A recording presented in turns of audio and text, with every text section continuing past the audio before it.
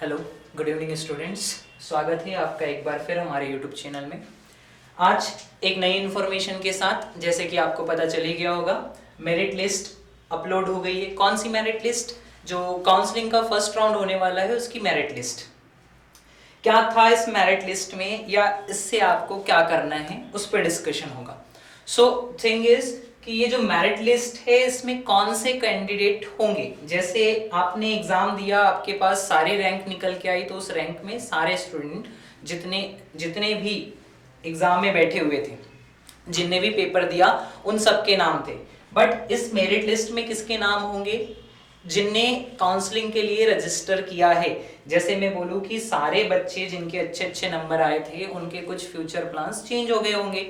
सारे बच्चे तो पीएनएसटी करेंगे नहीं, तो वो जो बच्चे हैं जिनने अपना प्लान चेंज कर दिया है उनने अपने आप को रजिस्टर नहीं किया, जिसकी वजह से आप अगर अपनी रैंक चेक करोगे इस लिस्ट में तो आपको दिखेगा कि आपकी जो एक्चुअल रैंक थी वो कुछ घट गई है। मतलब मान लीजिए कि अगर किसी की रैंक पहले 300 थी तो वो घटकर अब कितनी हो जाएगी, 280 या 270 समथिंग हो ही जाएगी। इतने कैंडिडेट्स आपके ऊपर से हट गए। सो सीधी सी जाहिर सी बात है कि जहां आप थोड़े कंफ्यूजन में थे कि मुझे सीट मिलेगी कि नहीं मिलेगी, वहां पर आपके चांसेस थोड़े से बढ़ जाते हैं। चलिए देखते हैं मेरिट लिस्ट। वैसे तो आपने रजिस्ट्रेशन प्रोसेस कंप्लीट कर ही लिया, आपको सारी चीजें पता है, यहीं पर अपलोड होने वाली है। काउंसलिंग से रिलेटेड जितनी भी डिटेल आपको चाहिए, आपको ना किसी को सुनने की जरूरत है, ना कुछ। आप डायरेक्ट इस साइट पे जाके देख सकते हैं ना, यहाँ सारे इंस्ट्रक्शन मिल जाएंगे आपको। काउंसलिंग शेड्यूल यहाँ दिख जाएगा, किस तारीख में क्या होने वाला है। सीट चार्ट तो आपने देख ही लिया था, फिर भी आज थोड़ा सा डिस्कशन हो जाएगा सीट चार्ट पे। और फिर उसके बाद मेरिट लिस्ट। रूल बुक की नीड अभी आपको पढ़ने की नहीं है, बट फिर भी आप पढ़ना चाहें तो बिल्कुल पढ़ सकते हैं। अलॉटमेंट लिस्ट, इसका यूज आप करेंगे 11 तारीख के बाद में, क्योंकि जो कॉलेज अलॉट होंगे वो 11 तारीख को रिजल्ट आएगा, उसके बाद आप उसका यूज कर सकते हैं। फिलहाल आज की क्लास इसलिए भी है कि आपको बताया जाए कौन सा कॉलेज बेस्ट होगा आपके लिए, है ना। कि आपकी रैंक 300 है, आपकी रैंक 200 है, आपकी रैंक 300 से ज्यादा है तो क्या करना है ना। जिनकी रैंक कम है, मान लो किसी की रैंक है 10, किसी की रैंक है 40, किसी की रैंक है 50-60, इन लोगों को ज्यादा टेंशन लेने की जरूरत नहीं है। बट वो लोग थोड़े परेशान होते हैं जिनकी रैंक 300 के ऊपर हो जाती है, तो वीडियो खास करके उन लोगों के लिए जिनकी रैंक 300 प्लस है। ठीक है, पहले थोड़ा सा सीट चार्ट को एनालाइज कर लेंगे, उसके बाद फिर बात करेंगे आपको कौन से कॉलेज डालने चाहिए, है ना। ठीक है, तो first of all seat chart देख लेते हैं। मेरे पास डाउनलोड है सीट चार्ट, तो मैं डायरेक्ट उस पे जाता हूं, है ना। सो ये रहा आपका सीट चार्ट। सॉरी, रैंक लग गई। सीट चार्ट कोई ना, यहां से निकाल लेंगे अपन सीट चार्ट को।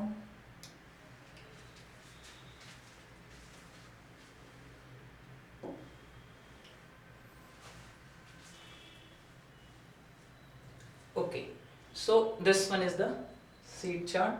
हाँ, ये रहा गवर्नमेंट कॉलेज का, प्राइवेट कॉलेज का नहीं देखना है। देखिए, अगर आपके मार्क्स बहुत ज्यादा कम हैं और आप चाहते हैं प्राइवेट कॉलेज से बीएससी नर्सिंग करना, तो फिर आप प्राइवेट कॉलेज की लिस्ट देख सकते हैं। आपके प्रेफरेंस पे अगर कोई अच्छा कॉलेज है, ऐसा नहीं प्राइवेट कॉलेज अच्छे नहीं होते, प्राइवेट कॉलेज भी कई बहुत अच्छे होते, बट जो चीज है वो थोड़ा सा ये है कि आपको जॉब सिक्योरिटी प्राइवेट कॉलेज में नहीं मिलती है, ऊपर से आपको पैसे ज्यादा भरने पड़ते हैं। तो पेरेंट्स हो या आप खुद भी हो, आप ये सोचते हैं कि थोड़े से पैसे सेव हो जाए, और जो जॉब सिक्योरिटी है, चलिए मान लेते हैं आप पैसे लगा भी देते हो, बट जॉब सिक्योरिटी आपको कहाँ मिलेगी, तो वो गवर्नमेंट कॉलेज से ही मिलेगी। ओके ना। तो ये जो लिस्ट आई थी इसमें 16 गवर्नमेंट कॉलेज थे, है ना। ओवरऑल जो सीट थी वो कितनी थी, 1340 सीट थी, है ना। कैटेगरी वाइज दिया गया है इसमें सारा कुछ, मींस जनरल के लिए कितनी सीट है, तो अगर मैं जस्ट सेकंड थोड़ा सा इसको एनोटेट करें तो आपको समझ में आएगा कि जो जनरल के लिए सीट है ओपन वाली वो कितनी है, 316 सीट जनरल के लिए है। ओके, नाउ ईडब्ल्यूएस के लिए कितनी है, तो ओपन सीट की बात करेंगे तो ओपन में आ जाएगी ये 134 सीट्स, ये आ जाएगी ईडब्ल्यूएस के लिए। नेक्स्ट ओबीसी में कितनी है, तो ओबीसी में 315 सीट है। एससी कैटेगरी की बात करें तो 194, है ना, और एसटी की बात करूं मैं तो 235, ये सारी सीट है। ओपन कैटेगरी की बात कर रहा हूँ, नॉर्मल जो कैंडिडेट है वो ओपन कैटेगरी में आता है ना। बाकी अगर कुछ स्पेशल कैटेगरी आपको देखनी है तो फ्रीडम फाइटर, यहाँ लिखा है फ्रीडम फाइटर है, फिजिकल हैंडीकेप है, या सैनिक कोटा में रहता है ना, ये सब उनके लिए लगती है। आपको ओपन वाली सीट देखनी है। ओके नाउ, तो पहले मैंने सीट देख ली। ओवरऑल जनरल की कितनी सीट है? 316। तो पहला तो ये क्लियर हो जाएगा मुझे, है ना, मुझे और आपको दोनों को, कि 316 जिसकी रैंक आ रही है वो बिल्कुल सेफ है। मतलब जिस पर्सन की, है ना, जिस स्टूडेंट की 316 रैंक आई है जनरल कैटेगरी में, उसको टेंशन लेने की जरूरत नहीं है, उसका 110% सिलेक्शन हो जाएगा। ये कैटेगरी वाइज रैंक आपको चेक करनी पड़ेगी। ओके नाउ, उसके बाद क्या कि आप अभी मेरिट लिस्ट को एनालाइज करोगे तो आपको पता चलेगा कि आपके ऊपर कुछ स्टूडेंट थे जिनने रजिस्ट्रेशन नहीं करवाया है ना। तो जनरल कैटेगरी में मैं बोल दूंगा कि 316 तक पहुंचते तक कम से कम 40 स्टूडेंट ऐसे होंगे, जनरल में तो ज्यादा होंगे, 40 से ज्यादा मिलेंगे आप, क्योंकि जनरल कैटेगरी एक तो ओपन कैटेगरी भी होती है। अदर स्टेट के स्टूडेंट ने अगर पीएनएसटी का फॉर्म डाला है, जिनके पास एमपी डोमिसाइल नहीं है, उनको किस कैटेगरी में रखा जाएगा? तो उनको जनरल कैटेगरी में रखा जाता है। तो आप समझ लीजिए कि जनरल में मैं इसको थोड़ा सा बढ़ा के 60 कर देता हूं।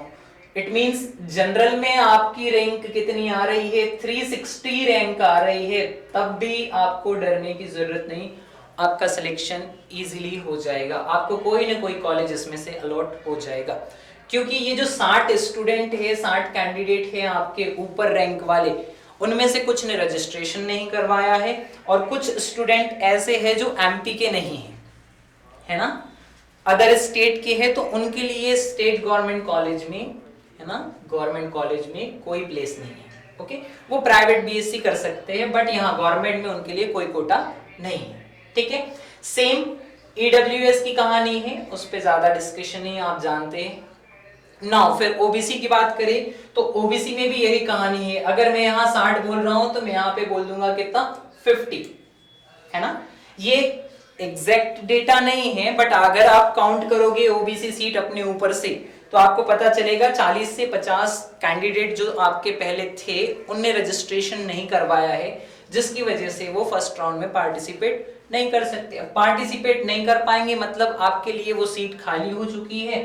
तो 315 में अगर मैं कितना जोड़ दूंगा? 50 जोड़ दूंगा, तो आप समझ ही सकते हो ना वो भी कहां पहुंच जाएगा? 360 370 के आसपास पहुंच जाएगा। इसको सॉरी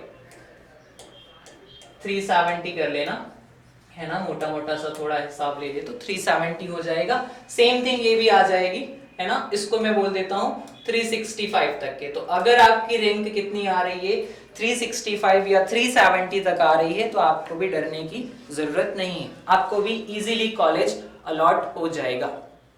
ठीक है, तो क्या कहानी है कि मेरिट लिस्ट के आने से मुझे थोड़ी सी सियोरिटी मिल गई।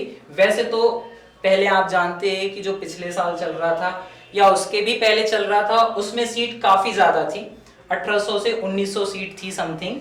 अभी सीट रिड्यूस हो गई, थोड़ी सी टेंशन बढ़ गई थी, बट जैसे मेरिट लिस्ट आई तो आपको थोड़ा सा और ज्यादा क्लियर हो गया कि नहीं, अगर रैंक आपकी 360 370 के बीच में है तो आपका सिलेक्शन हो सकता है।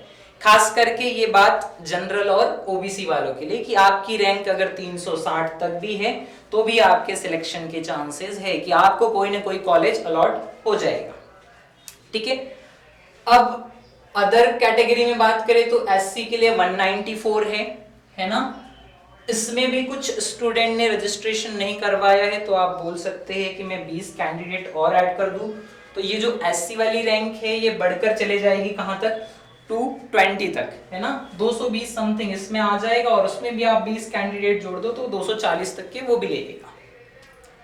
ऐसे आप थोड़ा अंदाजा लगा सकते हैं। अब देखिए, रजिस्ट्रेशन तो आप कर ही चुके हैं, चॉइस फिलिंग, और चॉइस फिलिंग करने के बाद वो जो लॉकिंग होता है सिस्टम, उसको करने के आपको 50 रुपए लग रहे हैं। तो डेफिनेटली सीधी सी बात है, आप गवर्नमेंट कॉलेज पहले सेलेक्ट करोगे, उसके बाद फिर प्राइवेट कॉलेज को, है ना, सेकेंडरी चांस दोगे। वैसे मेरे हिसाब से तो प्राइवेट से बेटर ऑप्शन होता है आपका गवर्नमेंट। आप भले 1 साल कंटिन्यू पढ़ाई करें और फिर पेपर है ना क्लियर करके गवर्नमेंट में एडमिशन ले, बिकॉज गवर्नमेंट कॉलेज से आपको जॉब सिक्योरिटी मिलती है, कहीं ना कहीं आपके जॉब लेने के जो चांसेस है वो ज्यादा हो जाते हैं as compare to private. Private college में बस पढ़ना है 4 साल, 4 साल बाद आपको कॉलेज फ्री कर देता है ना, उतनी ज्यादा ट्रेनिंग भी नहीं। आजकल आप जानते हैं इतना सिस्टम स्ट्रिक्ट हो चुका है नर्सिंग कॉलेज पर, वो इसीलिए हो रहा है क्योंकि बहुत ज्यादा उसमें धांधली चल रही थी। धांधली किस टाइप की कि कुछ कॉलेज ऐसे थे जो बिल्कुल पेपर पे चल रहे थे, है ना, पढ़ाई नहीं ट्रेनिंग नहीं। हालांकि गवर्नमेंट कॉलेज भी ऐसे ही थे कुछ जिनमें पढ़ाई ट्रेनिंग उतनी अच्छी नहीं हो पा रही थी, बट फिर भी अगर मैं बोलूँ प्राइवेट कॉलेज से बेटर है तो हाँ बिल्कुल सही है, प्राइवेट कॉलेज से बेटर चल रहे थे गवर्नमेंट कॉलेज। ठीक है, नाउ नेक्स्ट थिंग कि आपकी रैंक ज्यादा है तो फिर आपको कॉलेज प्रेफरेंस कैसे डालना चाहिए, कौन सा कॉलेज आपके लिए अच्छा होगा, कौन सा कॉलेज ट्रेनिंग पर्पस से अच्छा है, कौन सा कॉलेज है जहां का ये जो अपन बोलते पढ़ाई वाला सिस्टम है ना, स्टडी वाला, वो बेटर है, कहाँ अच्छा पढ़ाया जाता है, फैकल्टी सारे कहाँ अच्छे मिलेंगे, ट्रेनिंग सेंटर कहाँ अच्छा होगा, है ना, सारी चीजें, हॉस्टल कहाँ मिलेगा, कहाँ हॉस्टल की व्यवस्था नहीं है, फीस तक, इवन फीस तक भी कुछ कॉलेज की पता है कितनी है, तो वो सारा कुछ डिस्कस करते हैं। ओके, तो फर्स्ट ऑफ ऑल आप अपनी रैंक को कंपेयर कीजिए कितनी कम हुई है, उसके अकॉर्डिंग आप थोड़ा प्रेफरेंस का ध्यान रखना, क्योंकि चॉइस फिलिंग तो बोलते हैं अपन कि चॉइस फिलिंग है, मुझे जो चाहिए वो, बट जब इसकी मेरिट लिस्ट डलेगी तब आपको पता चलेगा कि आपका जो चॉइस प्रेफरेंस है वो उतना ज्यादा इफेक्टिव नहीं रहा है।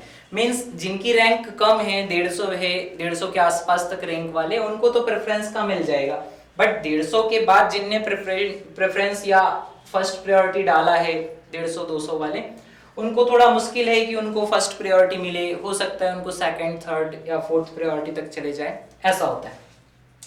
बट इसमें नर्सिंग में जब चॉइस फिलिंग करते हैं तो एक और चीज सुनने में आई, पिछले 2 साल के जो रिव्यू निकले हैं उसमें ऐसा होता है कि कई बार एज भी मैटर करती है, एज के हिसाब से भी प्रायोरिटी दी जाती है पर्सन को, और कई बार ऐसा होता है कि आपके मार्क्स ज्यादा है बट फिर भी आपको दूसरे कॉलेज में भेजा जा सकता है। जैसे मान लीजिए 2 स्टूडेंट्स हैं मेरे पास, है ना, एक के मार्क्स है मेरे पास 60 मार्क्स है और एक, चलिए व्हाइट बोर्ड पे आ जाते हैं पहले,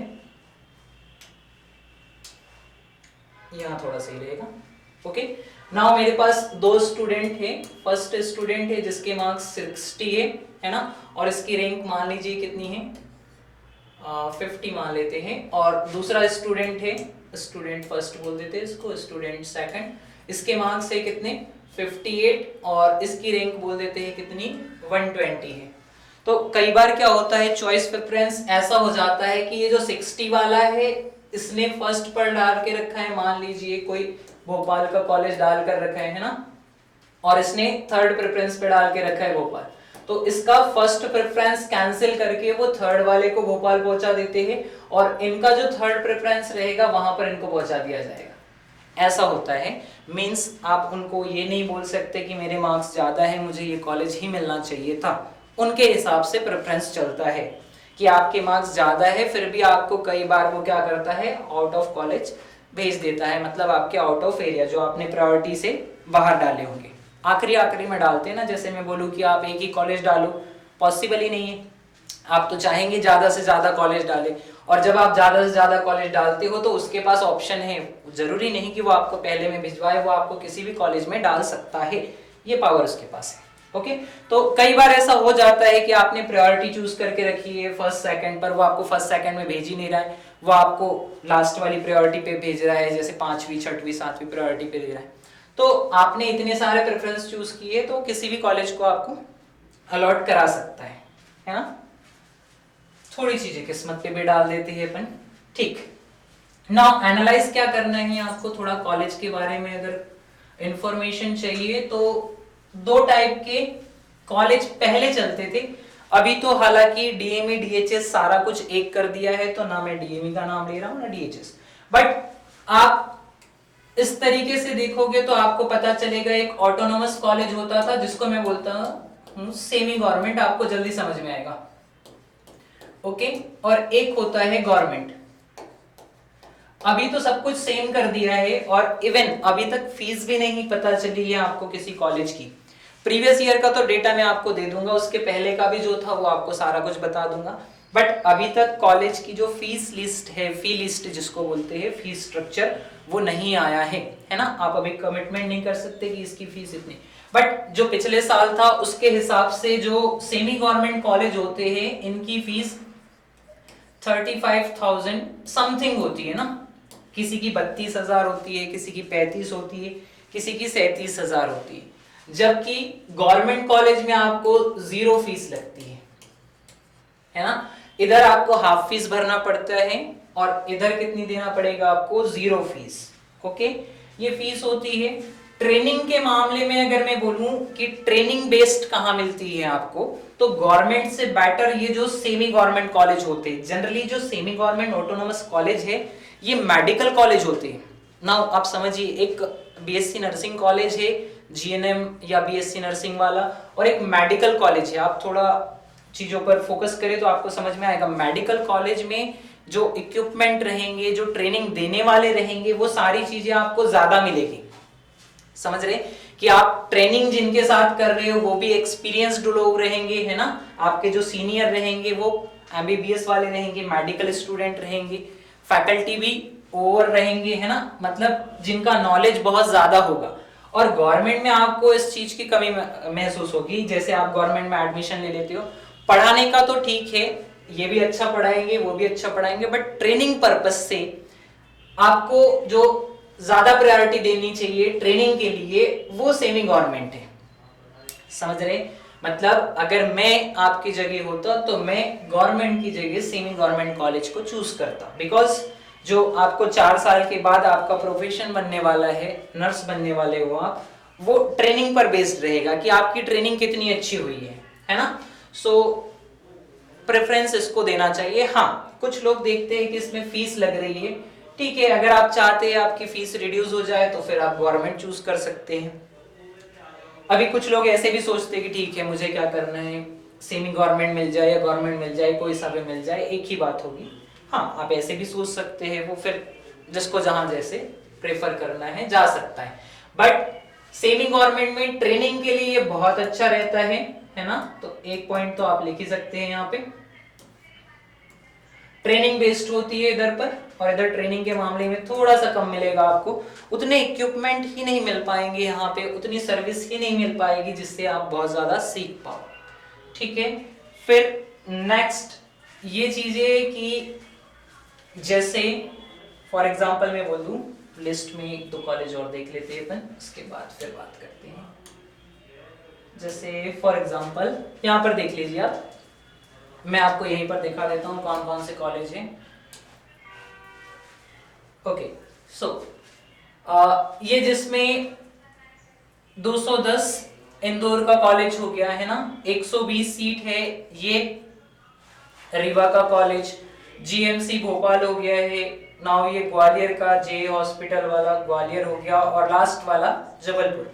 जबलपुर में तो दोनों कॉलेज है, कौन से, गवर्नमेंट वाला भी है और सेमी गवर्नमेंट वाला भी है। हालांकि आप यहाँ देखोगे तो आपको सब गवर्नमेंट कॉलेज के अंदर ही दिखेंगे, बट इनका फीस स्ट्रक्चर होता है। ओके, तो फीस स्ट्रक्चर ऐसा ही है, किसी का 32,000 होती है फीस, किसी की 35 और किसी की 37,000 फीस होती है। सिंपल है, गवर्नमेंट में आपको कोई फीस नहीं लगती है ना, बस जस्ट एडमिशन प्रोसेस की रहेगी, कौशल मनी थोड़ा सा लगता है ना। और हाँ, एक इंपॉर्टेंट थिंग, इस बार एक नया कॉलेज ऐड हुआ है जिसका नाम है Bhopal memorial hospital and research centre.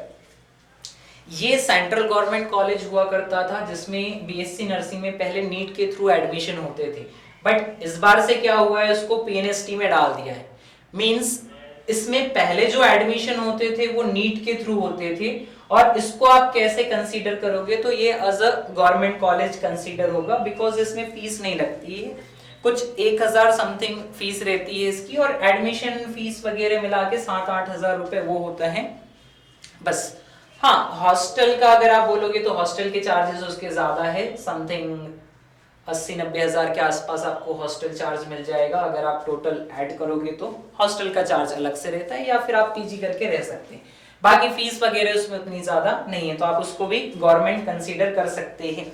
बहुत लोगों को कंफ्यूजन था भोपाल मेमोरियल किधर आएगा, तो आप याद रखिए वो उसमें फीस नहीं होती है ना, 1,000 रुपए जमा किया जाता है जो 4 साल का आपका रहेगा, और एडमिशन वगैरह की जो फीस वगैरह होती है वो 6-7 हजार रुपए वो लगेगा। उसके बाद फिर हॉस्टल का चार्ज है, अगर आप वहां हॉस्टल लेना चाहे तो, या आप बाहर भी रह सकते हैं। ठीक है, तो ये 16 कॉलेज है जिनमें आपको बताया कि ये जो 5 कॉलेज आपको दिख रहे हैं, 5 क्या हो जाएंगे, सेमी गवर्नमेंट कॉलेज हो जाएंगे, जिनमें 35,000 समथिंग कुछ फीस रहती है। ओके, बाकी सारे जो